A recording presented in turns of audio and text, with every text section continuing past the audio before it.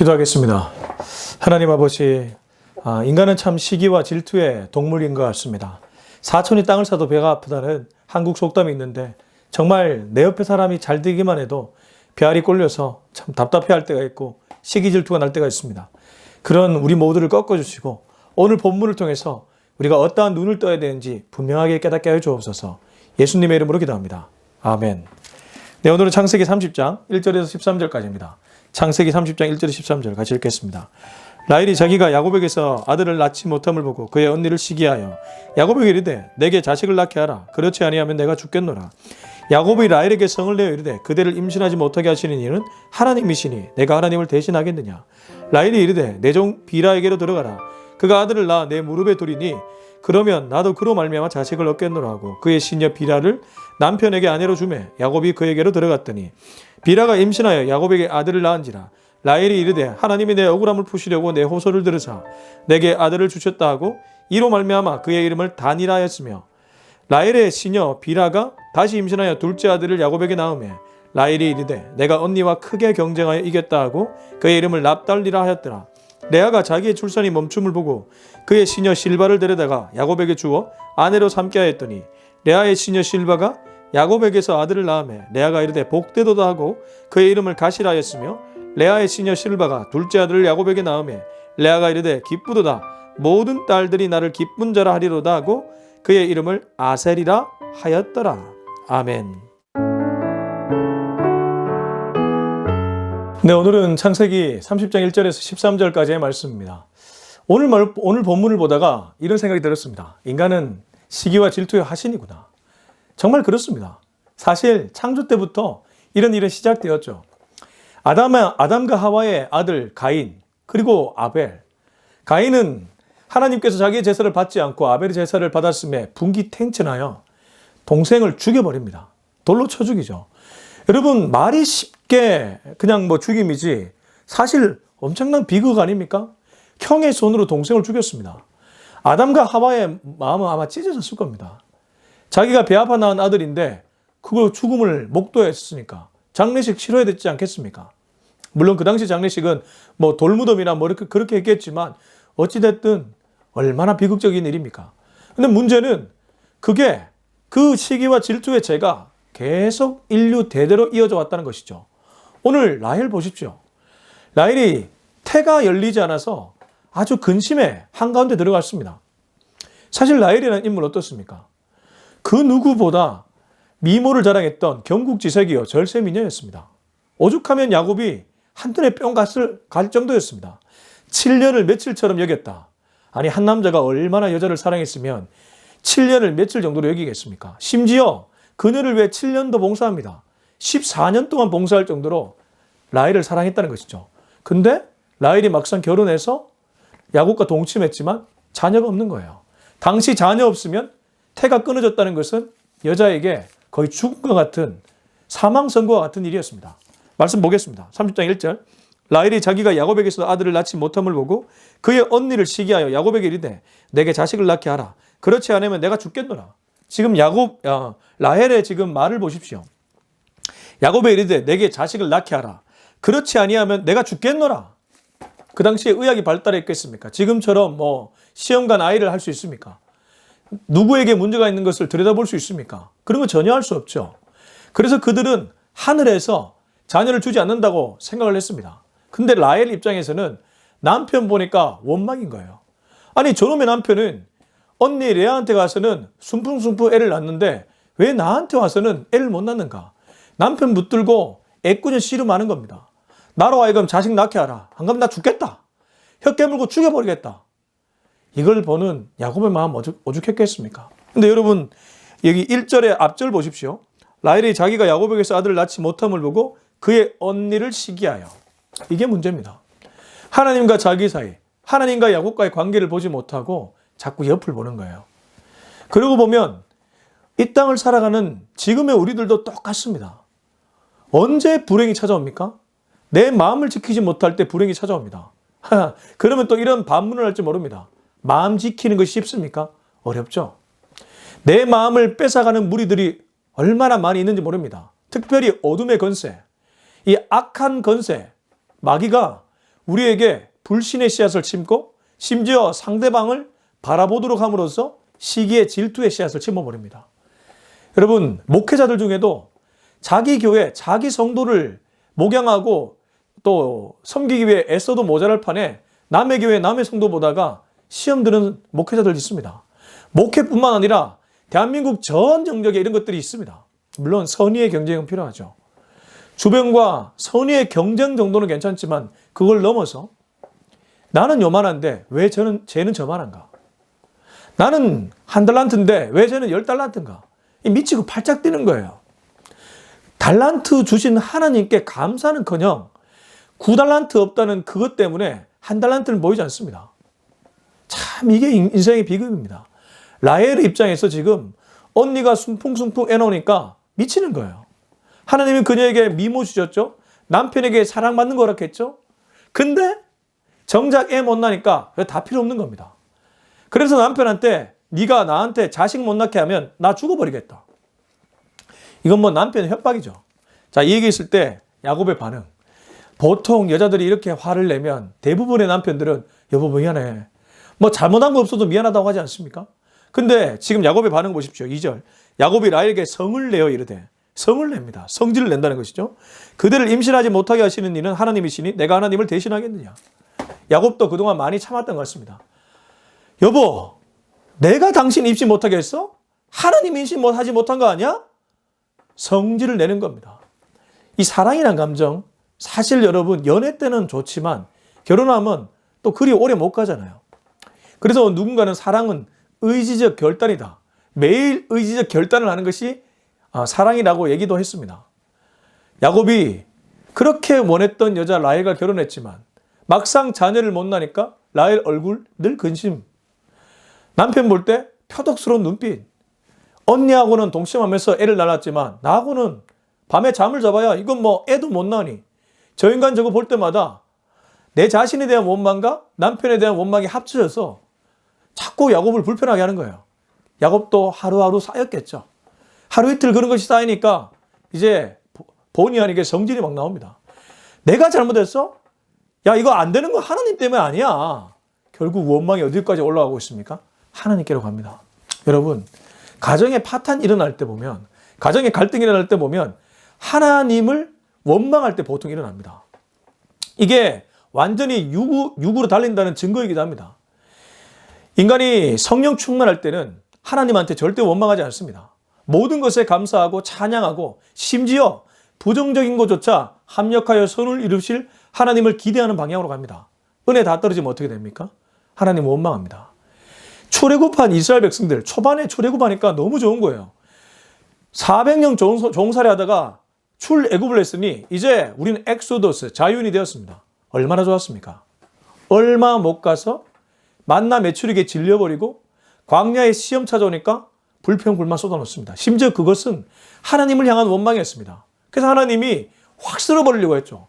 모세가 살려달라고 기도해서 살려주었지 않습니까? 지금 라헬 보십시오. 야곱 보십시오.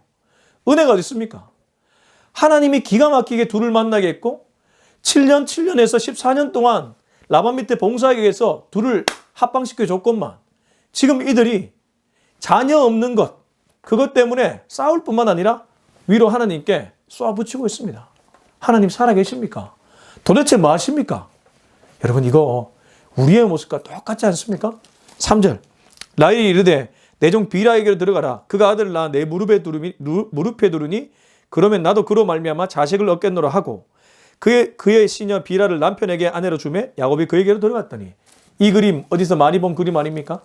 아브라함의 아내 사라가 자녀 못 낳아서 하나님 약속을 붙들지 못하고 하나님의 약속을 믿지 못하고 자기의 여종 하갈을 보냈죠. 아브라함은 그건 뭐 그냥 받아들이고 들어갔죠. 그렇게 해서 태어난 자가 이스마엘. 지금 이스마엘 계보는 유대인들에게 적대적인 세력이 되어버렸습니다. 아랍 계통.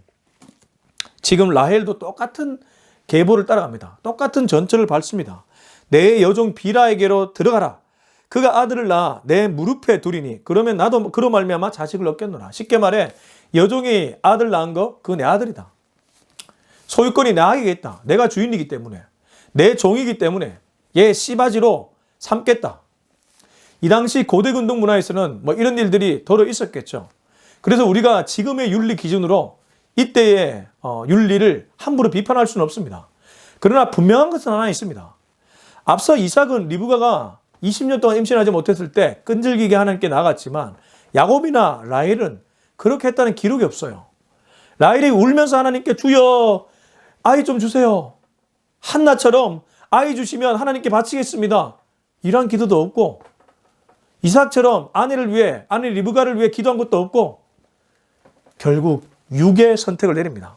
근데 참 멋진 것은 인간은 육의 선택을 내리고 인간은 은혜가 다 떨어져서 정말 세속적인 선택을 내려서 이러한 결과를 만들어내지만 하나님은 그 결과조차 합력하여 선을 이룹니다. 비라가 들어와서 야곱과 잠을 자고 아들 2명을 낳는데 이 아들이 나중에 12지파의 2지파를 담당하게 됩니다. 그들의 이름이 바로 단과 납달리입니다. 읽어보겠습니다. 5절부터 8절까지 비라가 임신하여 야곱에게 아들을 낳은지라 라헬이 이르되 하나님이 내 억울함을 푸시려고 내 호소를 들으사 내게 아들을 주셨다 하고 이로 말미암아 그의 이름을 단이라 하였으며 라헬의 시녀 비라가 다시 임신하여 둘째 아들을 야곱에게 낳으며 라헬이 이르되 내가 언니와 크게 경쟁하여 이겼다 하고 그의 이름을 납달리라 하였더라. 이렇게 해서 단과 납달리, 단 지파와 납달리 지파가 비라라는 라헬의 여종을 통해 태어나게 됩니다. 어찌됐든 세속적 선택이요 육적인 선택이었지만 야곱과 라헬의 육적인 선택이었지만 하나님은 그 육적 선택의 결과를 통해서도 일하시는 분이다. 여러분 하나님 멋지지 않습니까? 그러나 한 가지 또 놓치지 말아야 될 것이 있습니다. 단과 납달리의 이름 보십시오. 그 이름의 유래를 보십시오. 6절 한 번 더 읽으면 라헬이 이르되 하나님이 내 억울함을 푸시려고 내 호소를 들으사 내게 아들을 주셨다 하고 이로 말미암아 그의 이름을 단이라 했으며 6절에서 이 6절의 중심이 누구입니까? 라헬입니다. 라헬은 지금 자기 감정에 도취되어 있고 자기 억울함에 들어가 있습니다. 자기 연민, 자기의 호소를 들어줬고 내 억울함을 풀어줬고 내게 아들을 주셨다. 마치 리브가가 내 말을 따라 그렇게 얘기했던 것처럼 라헬도 똑같습니다. 내 억울함, 내게 아들을, 내 호소를 들어줬다. 그래서 단의 이름에 담긴 뜻은 억울함을 푸심인데 이 억울함이 누구 억울함입니까? 본인 억울함입니다. 여러분 자녀의 이름을 짓는데 억울함을 푸심, 여러분 그렇게 지을 수 있겠습니까? 자녀의 앞날에 축복하면서 이런 사람이 되라고 얼마나 소망의 메시지를 담아서 우리가 짓습니까? 근데 지금 라헬이 자녀의 이름을 단이라고 지었는데 이 단이라는 뜻은 억울함을 푸심, 나의 소원을 얘를 통해 이루겠다. 이게 부모의 가스라이팅 아닙니까? 어떻게 단에게 이런 이름을 지어줍니까? 물론 하나님은 이 단이라는 이름을 통해서도 역사하지만 인간이 이렇습니다. 라헬은 지극히 자기중심적이고 자기 연민에 빠져 있고 그래서 아이의 이름조차 자기 중심적으로 짓고 있습니다. 심지어 납달리는 어떻습니까? 언니와 경쟁해서 이겼다.